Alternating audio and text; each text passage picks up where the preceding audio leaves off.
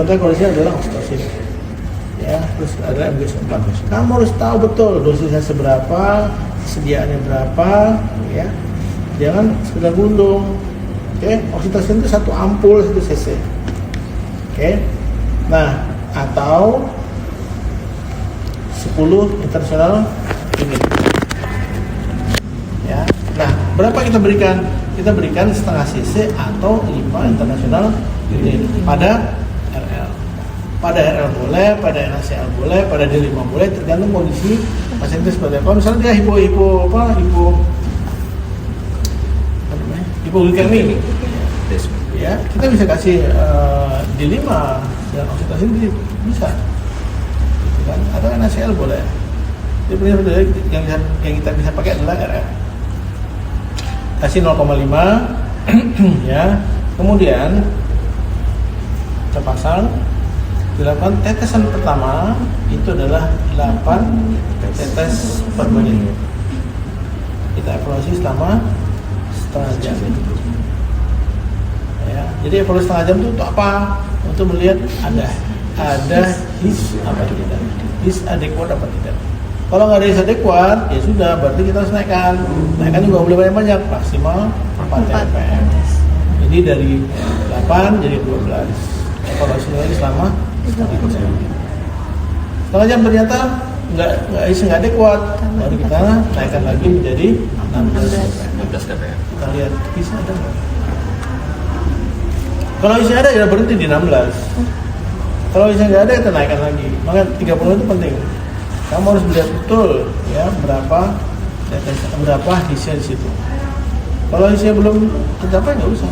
Pertanyaan saya, his adalah di mana terdapat kontraksi dari pasien yang setiap 1 menitnya itu 8 kali selama 4 detik.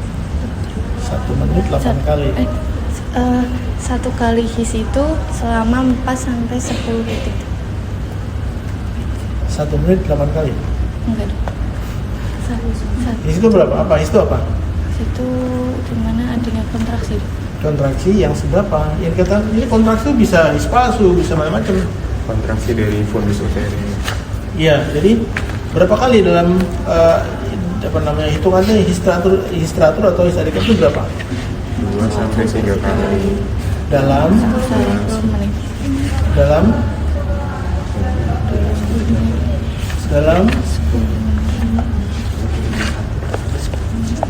harus tahu ya 2 sampai 3 kali dalam 10 menit. Tiap hisnya minimal terdapat 45 detik. 30 45 ada yang makan demikian. Itu his. Tapi teratur itu namanya his. Ya, nah begitu his yang didapatkan itu, maka oksitosin tadi adalah berhenti. Oke, itu berhenti sudah. Ya 16 itu kita terus ikutin terus sampai dia akhiran. Itu evaluasi. Kenapa? Kadang-kadang his itu menjadi hilang lagi. Kalau his jadi bagus jadi hilang namanya apa? Palsu. His palsu. Ya enggak. Kalau sudah pernah adekuat, bagus, tiba-tiba hilang hisnya. Kalau belum pernah his, yang adekuat kita katakan adalah his palsu. Kalau sudah pernah his, terus hilang, namanya yang his sudah adekuat tapi pernah adekuat. Inersia. Ya, jadi seperti itu. Jadi gambaran seperti itu. Jadi dari satu cerita kita kemana-mana nih. Ya, saling berhubungan. Ya, jadi seperti itu. Nah, setelah diterangkan seperti itu sampai dengan 40 tetes per menit. 30 sampai dengan maksimal 20 TPM. Kalau 20 TPM ternyata tidak his juga, nggak boleh dinaikkan, tetap seperti itu.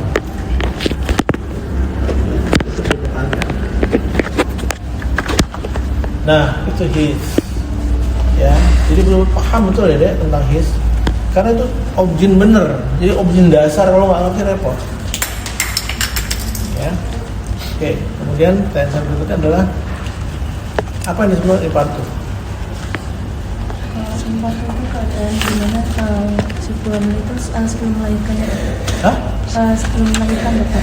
Kenapa melahirkan? Sebelum bayi itu keluar itu. Namanya infarto. Apa itu?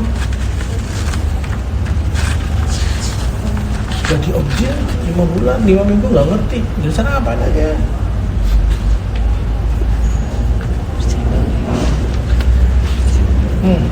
Waktu itu kadang-kadang kalau sekarang ada jadi saling itu boleh saya kan jalan aja Coba. Ya. Atau kondisi aku kita dalam masa kehamilan yang kita beri fase laka dan juga samping. Infarto adalah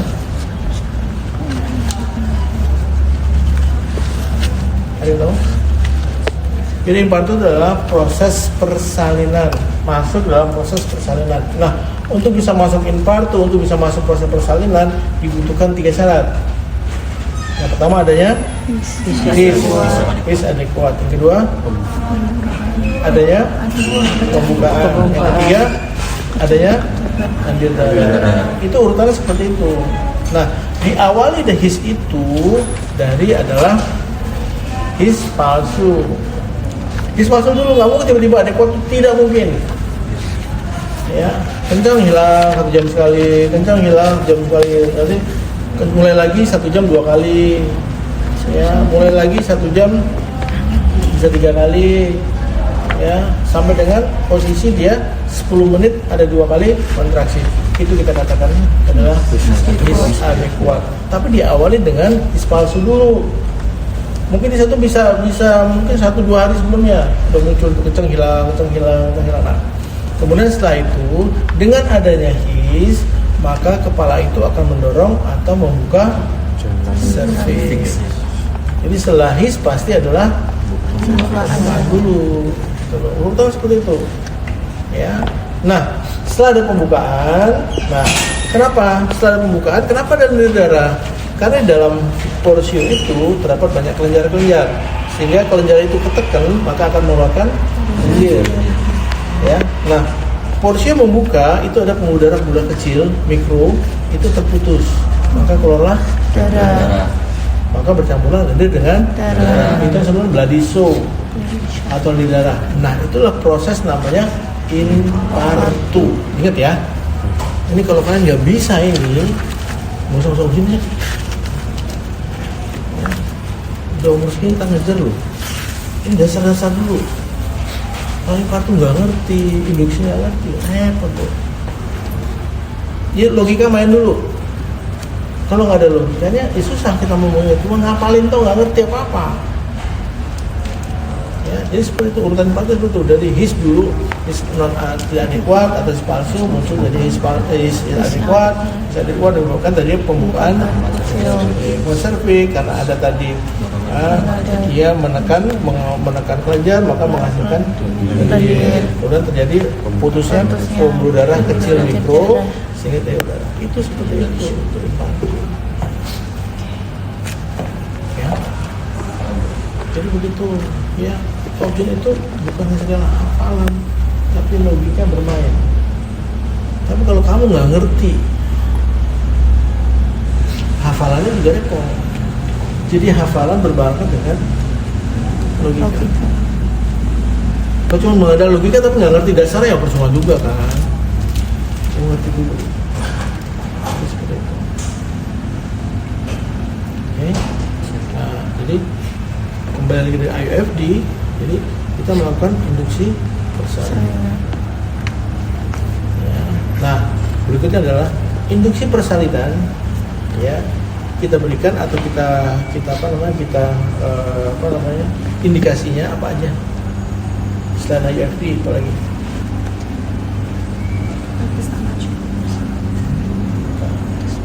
Harus sama itu apa sih?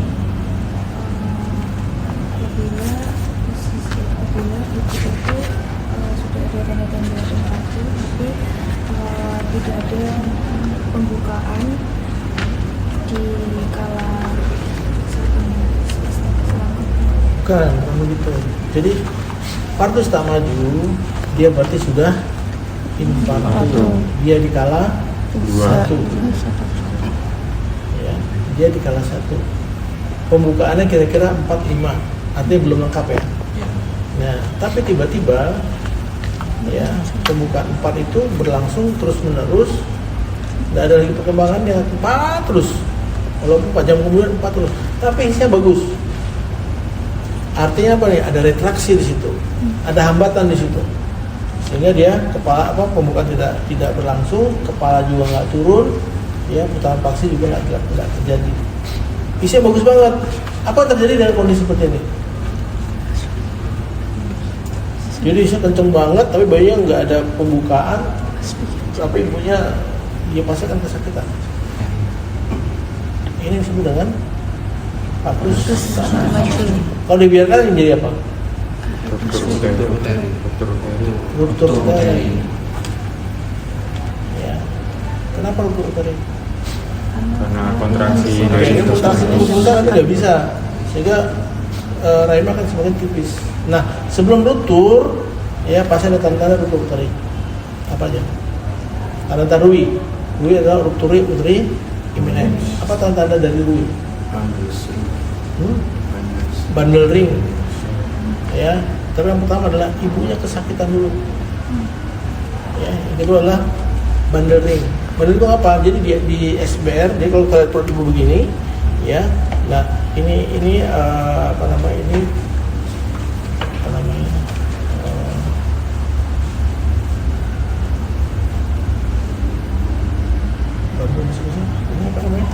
Simbisis. Ini simbisis, ya. Kemudian ini kan dia begini perutnya gini ya, baik ya. Nah, simbisis ini dia begini bisa turun gini, dia naik atas. Nah, sekuan ini namanya adalah bundle ring. Ya. Nah, kemudian apa lagi? Terdapat kenapa? Karena vesica urinaria itu kan nempel di paling depan dari uterus. Nah, di waktu itu dia naik terus ke atas. Udah, VU juga naik ke atas. Nah, kalau dia naik ke atas terus, ada pembuluh darah di dalam VU itu terputus. Sehingga terjadilah perdarahan di dalam vesica urinaria. Begitu dicek, pasti akan keluar hematuri. Ya. Jadi seperti itu. Nah, jadi kalau itu patrus tak maju, nah jawabannya adalah dengan kondisi seperti itu, jawabannya adalah seksual. Ya, dia belum lengkap baru satu. Ya. Nah, tapi kamu bilang, oh ini patrus tak maju dok, isinya bagus apa enggak? Terus waktu dicek isinya nggak bagus. Namanya apa ini?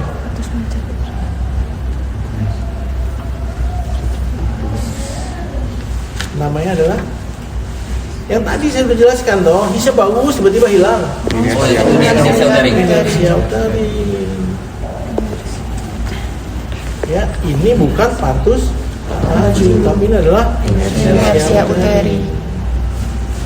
Kalau patrus macet dikala kala 2. Pembukaan sudah lengkap, kepala turun, ya, tapi tidak ada penurunan kepala, itu masih tinggi, dan juga putaran paksi dalam itu tidak terjadi. Apa yang kita lakukan pada patrus macet?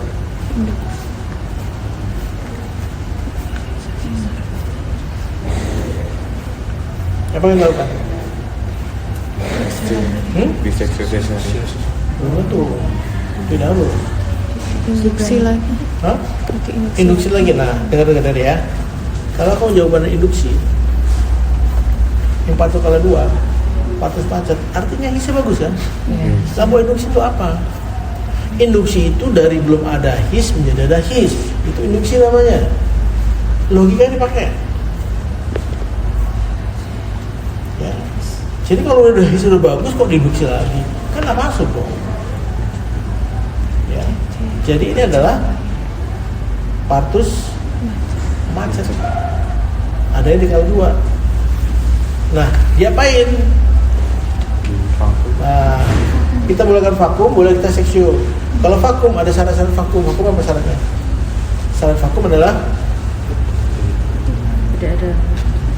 syarat vakum, kepala turun di HOTS 3 plus, kulit ketuban negatif. kita bisa melakukan itu. Tapi kalau HOTS-nya belum sampai HOTS 3+, jawabannya adalah Seksio sesar. ya, gitu ya. Jadi jawaban hati-hati. Dok, induksi apa dulu? Kita ingat dulu, induksi itu apa sih? Dari yang nggak ada his, ya menjadi ada his, melakukan itu induksi. Ya, sama juga dengan tadi inersia uteri diapain?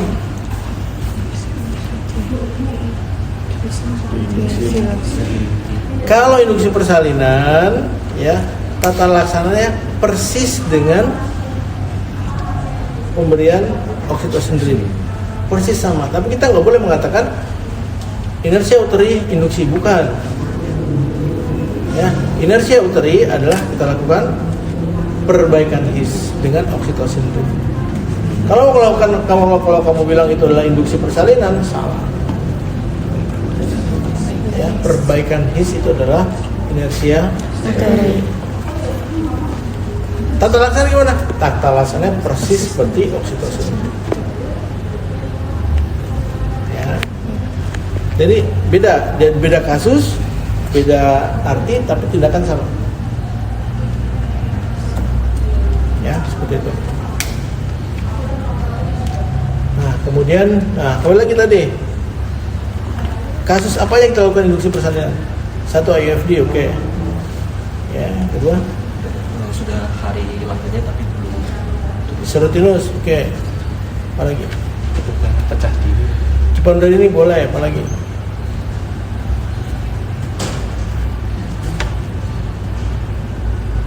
Nah, tapi karena ini kan itu wilayah normal kan, maka ada syaratnya. Kita lakukan oksitosin drip, syaratnya adalah pasti panggulnya baik. Ya, pasti panggulnya baik. Atau dengan percobaan dulu, kepala turun nggak dan kita lakukan oksitosin, begitu nggak turun seksio. Apa itu pada apa? Jadi diagnosis itu harus pasti sebetulnya ya. Kalau bilang ini panggul sempit nggak boleh induksi, tapi kalau yang CPD, tapi kok masih bisa turun, coba dulu boleh. Begitu dia bermasalah, seksio. Nah, caranya begitu. Ya.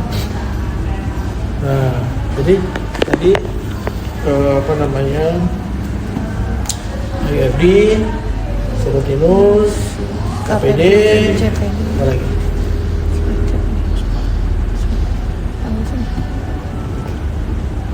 kalau ketubannya sudah mulai sedikit terus ada pelaporan Ya, bisa kalau seperti itu kan berarti usianya udah tua. udah tua itu. Oligodramion bisa. Coba kalau cari di Google lagi tadi. Ya, pertanyaannya adalah hal apa saja yang dilakukan untuk induksi persalinan.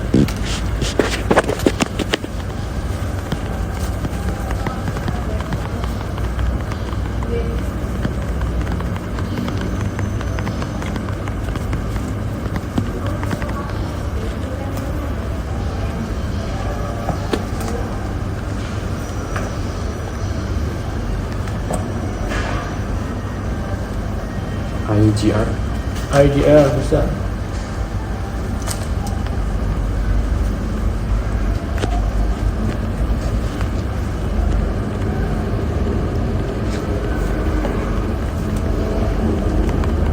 Apa? Curiga ibunya diabetes. Ya. Nah, itu kan pasti akan mungkin besar ya, begitu masih di ateram 37 minggu kita bisa lakukan induksi. Kalau kita biarkan aja jadi bayi besar sekali, akhirnya seksio kan mana-mana. Apa lagi? Ibu dengan preeklamsia. Preeklamsia bisa. Ya banyak tuh itu oksitosin drip. Ya. Nah, jadi itulah caranya kita melakukan induksi persalinan. Nah, tapi syaratnya adalah panggul sebaik. Jadi kalau misalnya ibu ini sudah G2 atau G3, pernah melahirkan 2,5 kilo, ya maka kita anggap panggulnya sehat. Panggulnya tidak sedikit. Ya, gitu. Oke. Ada yang tanyakan nggak? Itu dasar-dasar semua deh. Itu dasar sekali. Ya, kalau kamu bisa itu aja udah nilaimu udah ujian lulus 50%. Itu dasar dan logika. Ya, jangan lagi.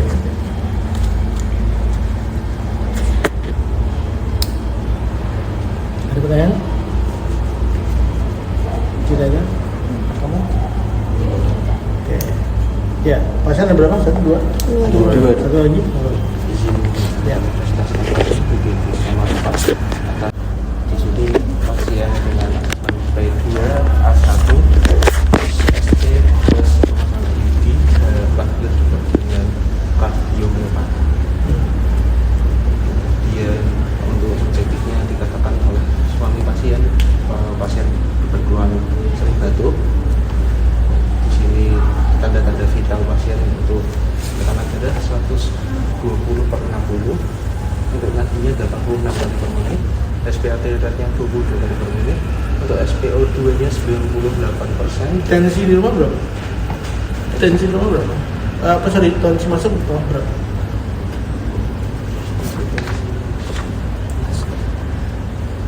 Bukan preeklamsi.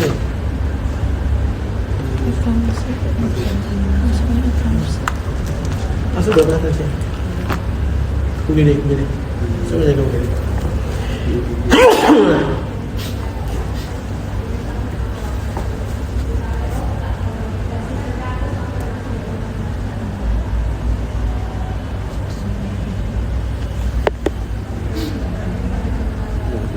Oh, tensi masuknya di 158/128, Pak. Betul ini? Roda urinnya kelas 3. Plus 3. Iya. Jadi bukan kardiomyopati, masuk dengan preeklamsi. Karena setahu saya kata Pak Dr. Fikri juga di rumah udah kejang. Berarti ini bukan preeklamsi tapi preeklamsi. Ya, nah, kemudian dievaluasi di UGD. Kan kalau eklamsi itu harus di ICU. Nah, dievaluasi mungkin ada kardiomyopati. Ya, jadi intinya adalah eklamsi. Ya, kalau ini termasuk bagian eklamsi ya. Seperti itu. Ya. Eklamsi itu apa ya? Preeklamsi itu kondisi ketika penaikan tekanan darah pada saat masa kehamilan tinggi supaya adanya proteinuria yang positif. Kehamilan berapa? Kehamilan berapa? Umur kehamilan lebih dari 20 minggu. Ya, 20 minggu ada kenaikan tensi, ya, dievaluasi dan kelihatan positif.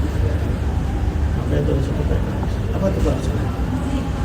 Untuk tata laksana preeklamsi itu diberikan MGS Terus?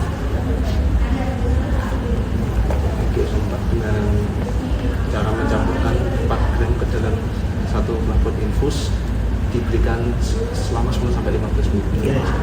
Ada berapa sediaan yang besok? 2. Apa?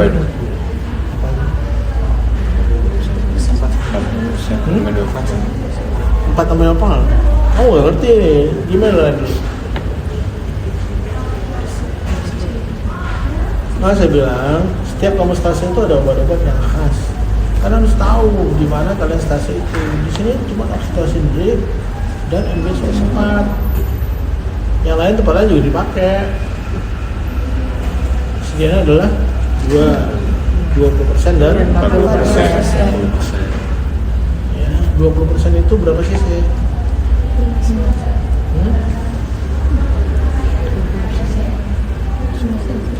40% itu berapa cc?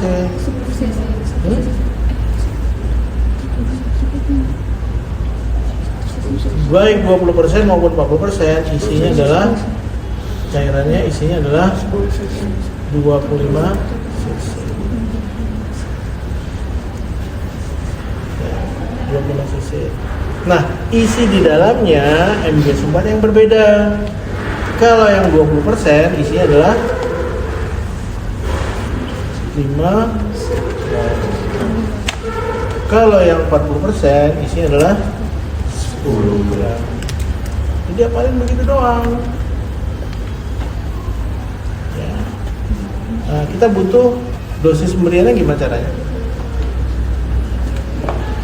4 gram IV atau bolus ya, tapi pemberiannya selama kurang lebih 10 sampai dengan 15 menit. Kalau kita punya sering pump, ya gampang, tinggal masuk 4 gram, diencerkan, udah masukin dalam waktu 10 menit, selesai.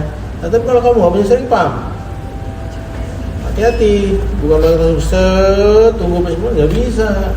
Oh, baginya dulu dosisnya.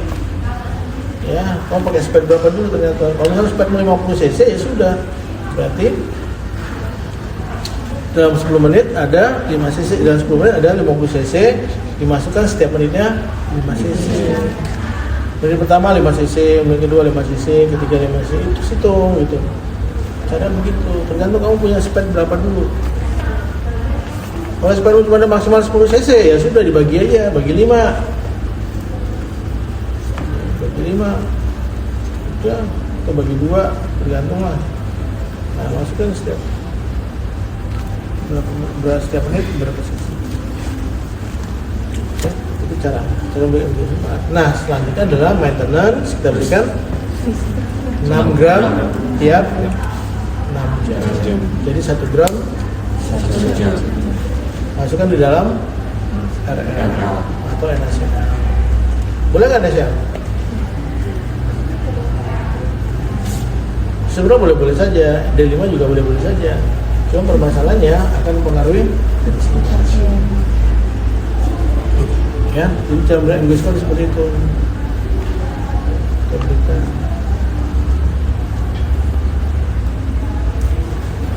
Impending eclampsia boleh? Impending eclampsia.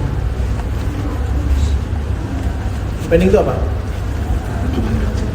Akan terjadi atau kemudian terjadi atau resiko terjadi atau resiko akan terjadi eclampsia. Apa aja contohnya? Impending preeclampsia atau impending eclampsia. Sakit kepala hebat. Oke, apa lagi? Turun kesadaran bisa, tapi itu udah masuk ke eclampsia. Pandang buram boleh. Apa lagi? Rasa Mual muntah bisa. Apa lagi?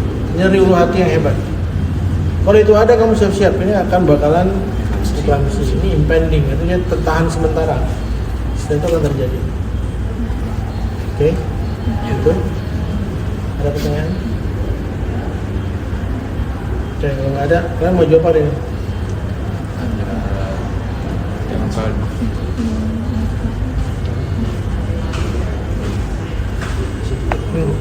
Pengisian waktu travel of knowledge dari ini.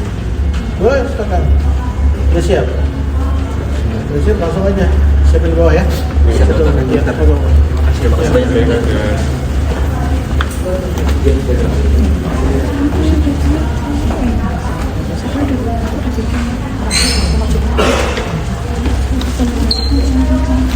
Siapa yang